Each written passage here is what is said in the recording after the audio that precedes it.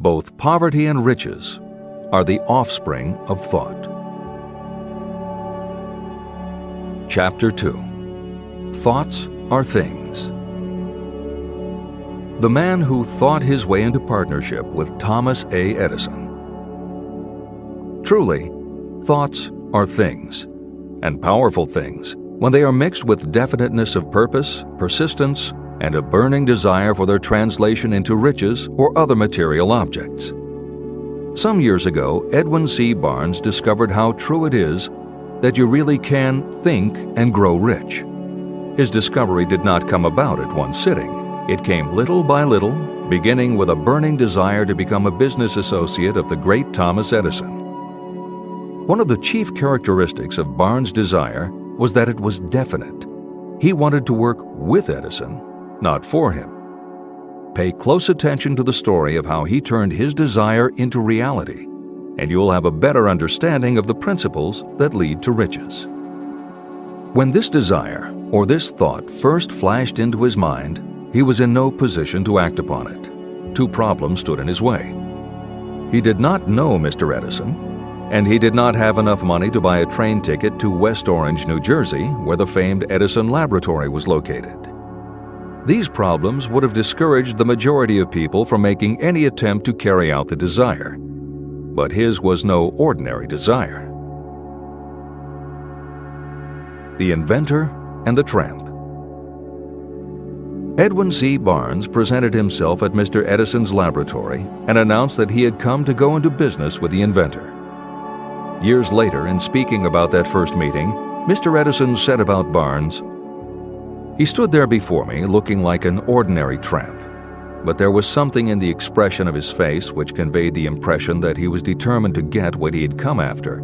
I had learned from years of experience with men that when a man really desires a thing so deeply that he is willing to stake his entire future on a single turn of the wheel in order to get it, he is sure to win. I gave him the opportunity he asked for because I saw he had made up his mind to stand by until he succeeded. Subsequent events proved that no mistake was made." It could not have been the young man's appearance that got him his start in the Edison office. That was definitely against him. It was what he thought that counted. Barnes did not get his partnership with Edison on his first interview. What he did get was a chance to work in the Edison offices at a very nominal wage. Months went by. Nothing happened to bring nearer the goal that Barnes had set as his definite major purpose. But something important was happening in Barnes' mind. He was constantly intensifying his desire to become the business associate of Edison.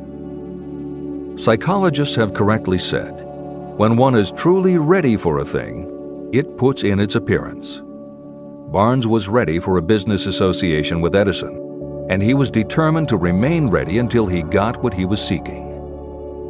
He did not say to himself, well, what's the use? I guess I'll change my mind and try for a salesman's job. But he did say, I came here to go into business with Edison, and I'll accomplish my goal if it takes the remainder of my life. He meant it. What a different story people would tell if only they would adopt a definite purpose and stand by that purpose until it had time to become an all-consuming obsession. Maybe young Barnes did not know it at the time, but his bulldog determination and his persistence in focusing on a single desire was destined to mow down all opposition and bring him the opportunity he was seeking. When the opportunity came, it appeared in a different form and from a different direction than Barnes had expected. That is one of the tricks of opportunity. It has a sly habit of slipping in by the back door, and often it comes disguised in the form of misfortune or temporary defeat. Perhaps this is why so many people fail to recognize opportunity. Mr. Edison had just perfected a new device, known at that time as the Edison dictating machine. His salesmen were not enthusiastic about the machine. They did not believe it could be sold without great effort. Barnes saw his opportunity. It had crawled in quietly, hidden in a queer-looking machine that interested no one but Barnes and the inventor. Barnes knew he could sell the Edison dictating machine, and he told Edison so. Edison decided to give him his chance. And Barnes did sell the machine. In fact, he sold it so successfully that Edison gave him a contract to distribute and market it all over the nation. Out of that business association, Barnes made himself rich in money, but he did something infinitely greater. He proved that you really can think and grow rich. How much actual cash that original desire of Barnes was worth to him, I have no way of knowing. Perhaps it brought him $2 or $3 million. Editor's comment: $3 million in the early years of the 20th century would be comparable to more than $50 million in terms of buying power at the beginning of the 21st century. This is the end of the editor's comment. But the amount becomes insignificant compared with the greater asset he acquired: the definite knowledge that an intangible impulse of thought can be transmuted into material rewards by the application of known principles. Barnes literally thought himself into a partnership with the great Edison. He thought himself into a fortune. He had nothing to start with except knowing what he wanted and the determination to stand by that desire until he realized it. 3 feet from gold. One of the most common causes of failure is the habit of quitting when you're overtaken by temporary defeat. Every person is guilty of this mistake at one time or another. During the gold rush days, an uncle of my friend R.U. Darby was caught by gold fever, and he went west to Colorado to dig and grow rich. He had never heard that more gold has been mined from the thoughts of men than has ever been taken from the earth. He staked a claim and went to work with pick and shovel. After weeks of labor, he was rewarded by the discovery of the shining ore. He needed machinery to bring the ore to the surface. Quietly, he covered up the mine and returned to his home in Williamsburg, Maryland. He told his relatives and a few neighbors about the strike. They got together the money for the machinery and had it shipped. R.U. Darby decided to join his uncle, and they went back to work the mine. The first car of ore was mined and shipped to a smelter. The returns proved they had one of the richest mines in Colorado. A few more cars of that ore would clear their debts. Then would come the big killing in profits. Down went the drills. Up went the hopes of Darby and Uncle. Then something happened. The vein of gold ore disappeared. They had come to the end of the rainbow, and the pot of gold was no longer there. They drilled on, desperately trying to pick up the vein again, all to no avail. Finally, they decided to quit. They sold the machinery to a junkman for a few $100s and took the train back home. The junkman called in a mining engineer to look at the mine and do a little calculating. The engineer advised that the project had failed because the owners were not familiar with fault lines. His calculation showed that the vein would be found just 3 feet from where the Darbys had stopped drilling. And that is exactly where it was found. The junkman took millions of dollars in ore from the mine because he knew enough to seek expert counsel before giving up. Long afterward, Mr. Darby recouped his loss many times over when he made the discovery that desire can be transmuted into gold. The discovery came after he went into the business of selling life insurance. Never forgetting that he lost a huge fortune because he stopped 3 feet from gold, Darby profited by the experience in his newly chosen field. He simply said to himself, "I stopped 3 feet from gold, but I will never stop because men say no when I ask them to buy insurance." Darby became one of a small group of men who sell over $1 million in life insurance annually. He owed his stickability to the lesson he learned from his quitability in the gold mining business. Before success comes in anyone's life, that person is sure to meet with much temporary defeat and perhaps some failure. When defeat overtakes a person, the easiest and most logical thing to do is to quit. That is exactly what the majority of people do. More than 500 of the most successful people this country has ever known told me their greatest success came just one step beyond the point at which defeat had overtaken them. Failure is a trickster with a keen sense of irony and cunning. It takes great delight in tripping you just when success is almost within reach. Editor's comments.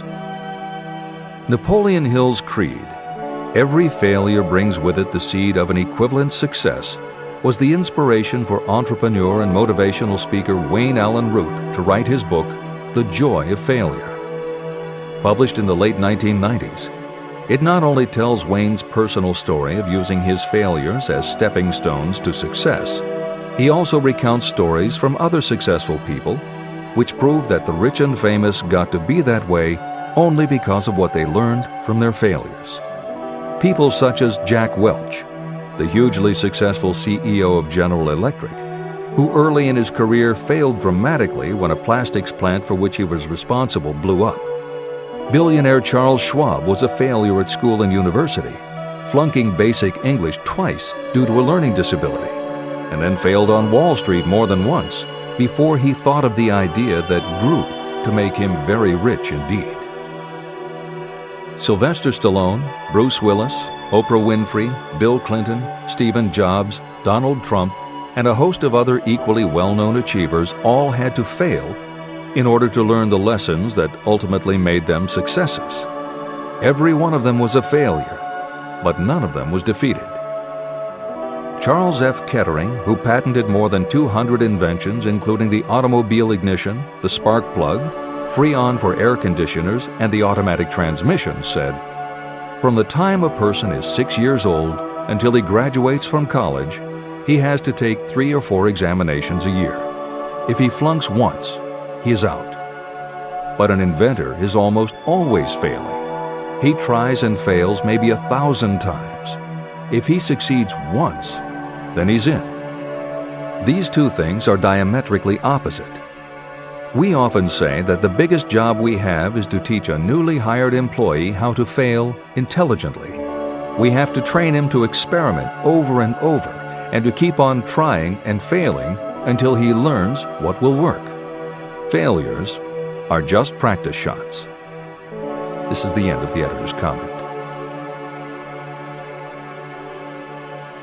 A 50-cent lesson in persistence. Shortly after Mr. Darby received his degree from the University of Hard Knocks, he witnessed something that proved to him that no does not necessarily mean no. One afternoon, he was helping his uncle grind wheat in an old-fashioned mill. The uncle operated a large farm on which a number of sharecropper farmers lived. Quietly, the door was opened, and a small child, the daughter of a tenant, walked in and took her place near the door. The uncle looked up, saw the child, and barked at her roughly, "What do you want?" Meekly, the child replied, "My mom says to send her 50 cents. "I'll not do it," the uncle retorted. "Now you run on home." But she did not move. The uncle went ahead with his work, not noticing that she did not leave. When he looked up again and saw her still standing there, he said, "I told you to go on home. Now go or I'll take a switch to you." But she did not budge.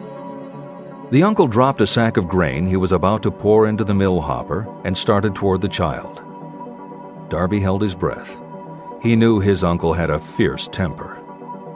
When the uncle reached the spot where the child was standing, she quickly stepped forward one step, looked up into his eyes, and screamed at the top of her voice, "My mom's got to have that 50 cents!" The uncle stopped, looked at her for a minute, put his hand in his pocket, took out $50 and gave it to her. The child took the money and slowly backed toward the door, never taking her eyes off the man whom she had just conquered. After she had gone, the uncle sat down on a box and looked out the window into space for more than 10 minutes. He was pondering with awe over the whipping he had just taken. Mr. Darby, too, was doing some thinking. This was the first time in all his experience that he had seen a child deliberately master an adult. How did she do it? What happened to his uncle that caused him to lose his fierceness and become as docile as a lamb? What strange power did this child use that made her master of the situation? These questions flashed into Darby's mind, but he did not find the answer until years later when he told me the story. Strangely, the story of this unusual experience was told to me in the old mill on the very spot where the uncle took his whipping.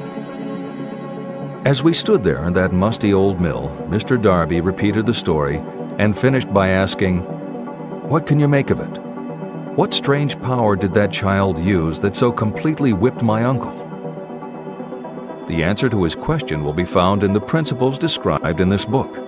The answer is full and complete.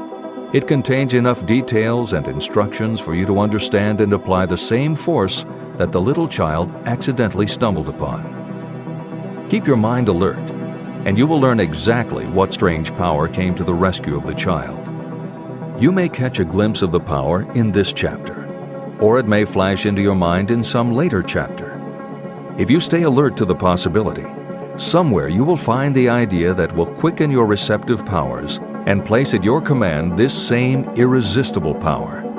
It may come in the form of a single idea, or it may come as a complete plan or a purpose. It may even cause you to go back over your past experiences of failure or defeat, and in doing so, it may bring to the surface some lesson by which you can regain all that you lost through defeat. After I had explained to Mr. Darby the power unwittingly used by the little child, he mentally retraced his 30 years as a life insurance salesman. As he did so, it became clear to him that his success was due, in no small degree, to the lesson he had learned from the child. Mr. Darby pointed out, "Every time a prospect tried to bow me out without buying, I saw that child standing there in the old mill, her big eyes glaring in defiance, and I said to myself, I've got to make this sale. The better portion of all sales I have made were made after people had said no."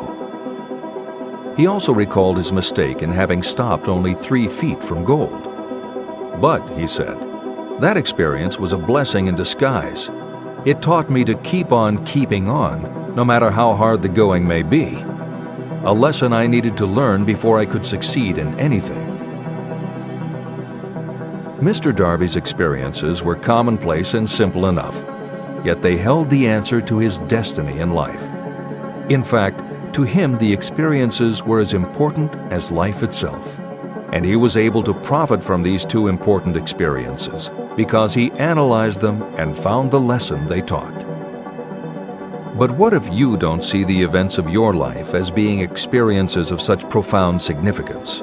And what about the young person who doesn't yet have even minor failures to analyze?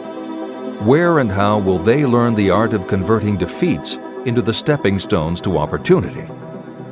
That is exactly why this book was written, to answer those questions. To convey my answer, I have constructed 13 principles. These principles work individually or together as catalysts. The specific answer that you are looking for may already be in your own mind. Reading these principles may be the catalyst that causes your answer to suddenly come to you as an idea, a plan, or a purpose.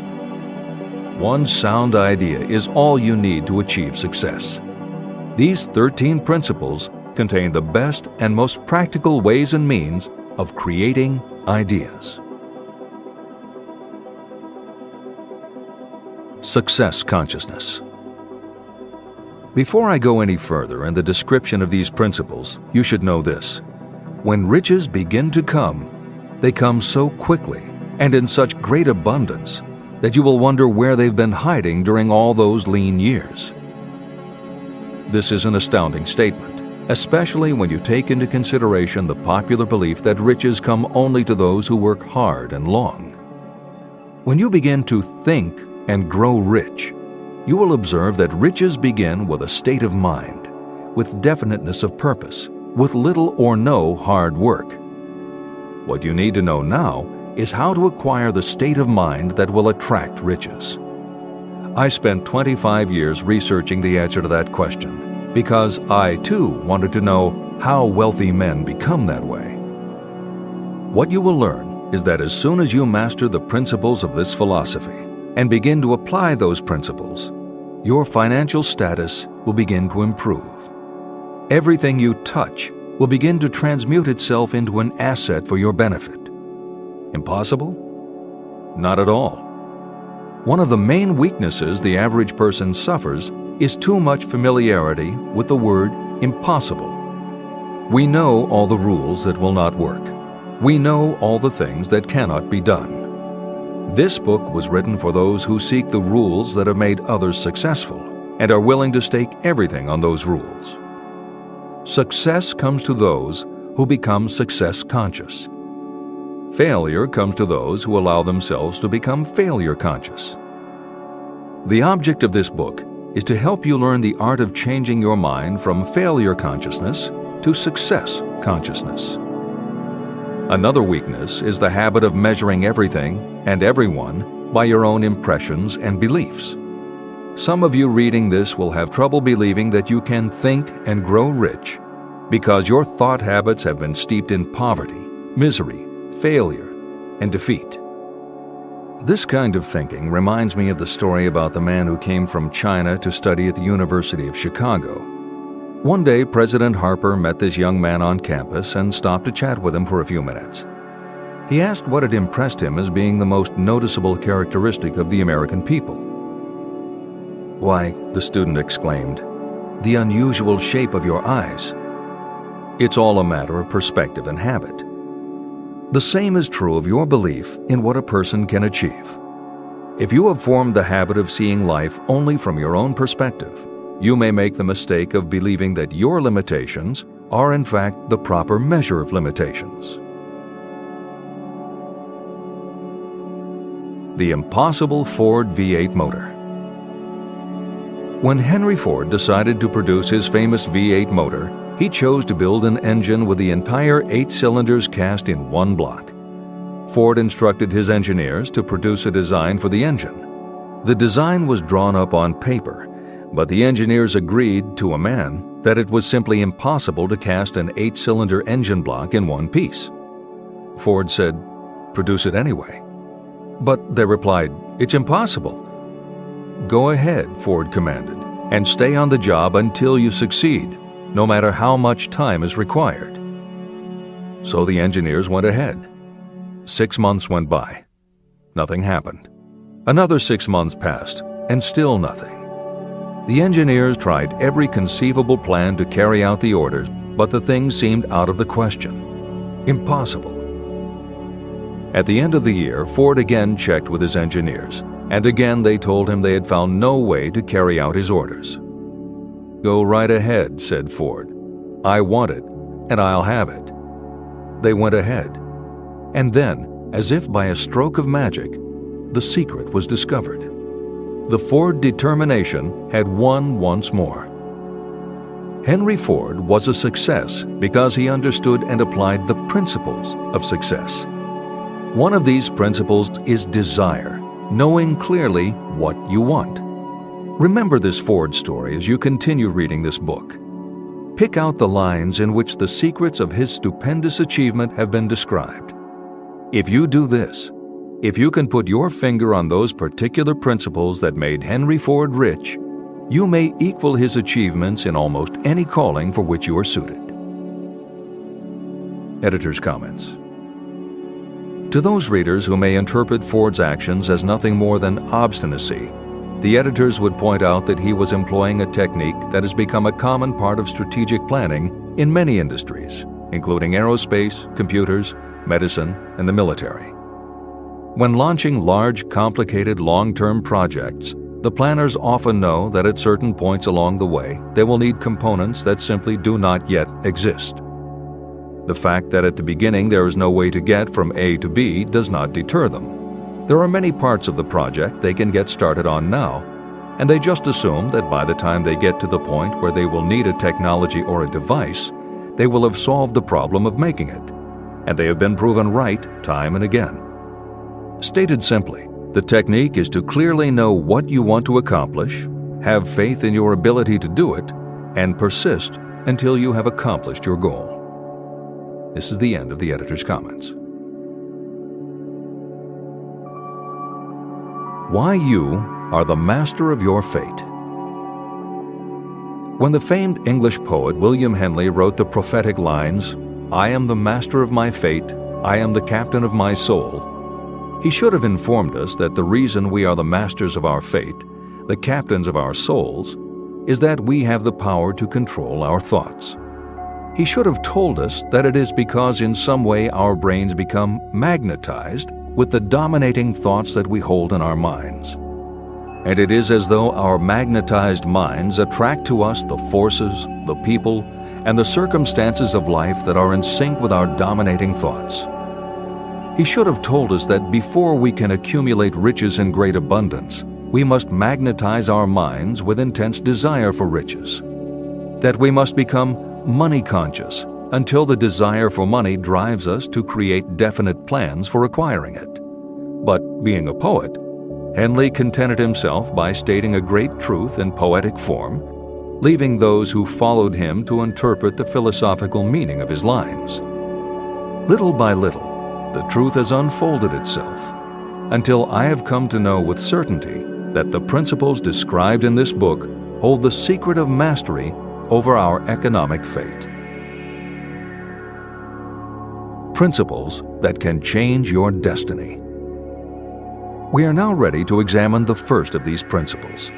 And as we do, I ask you to maintain a spirit of open-mindedness. Remember as you read that these principles are not my invention, nor are they the invention of any one person. These principles have worked for literally millions of people. You, too, can put them to work for you and your own enduring benefit.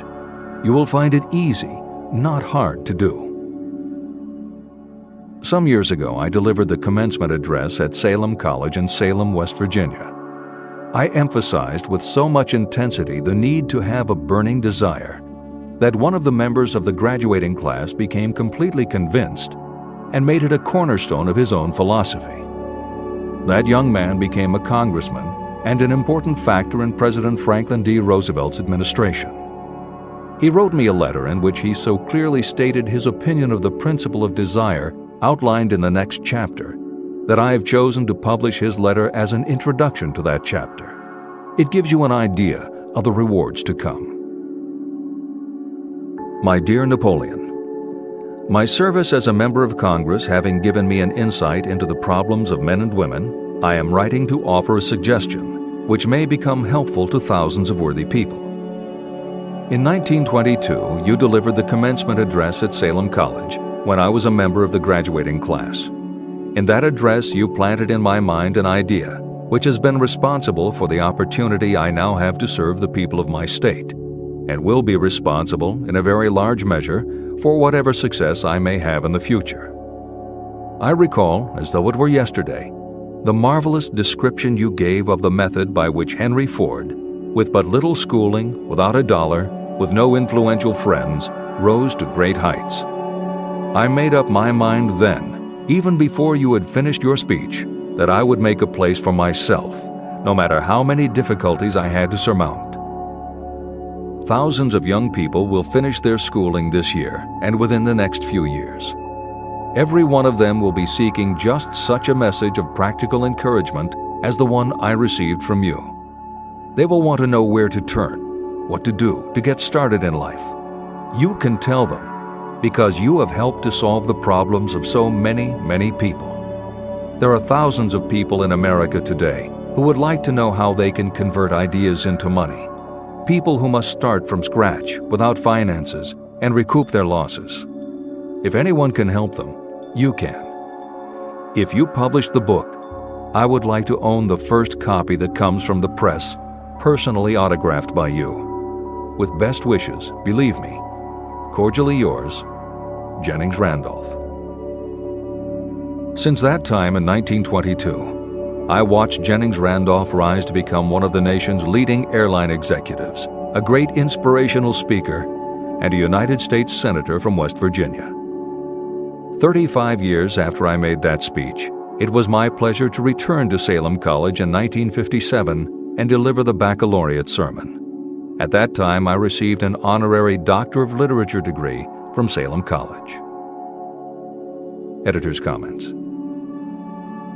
As you begin the next chapter, the editors would like to reinforce the earlier statement that what you are reading is not just a collection of theories out of which you can cherry-pick what you like. The 13 Principles of Success were proven by the real-life experiences of the long list of famous successful people cited earlier by Napoleon Hill. His techniques are also practiced and endorsed by the contemporary experts and authors whom the editors mentioned following Hill's list. More than 60 million people have purchased copies of the book that you are now holding in your hands. If this book has proven to be that successful, surely you owe it to yourself to give it every chance to work for you too. Read it. Don't question it. Do it.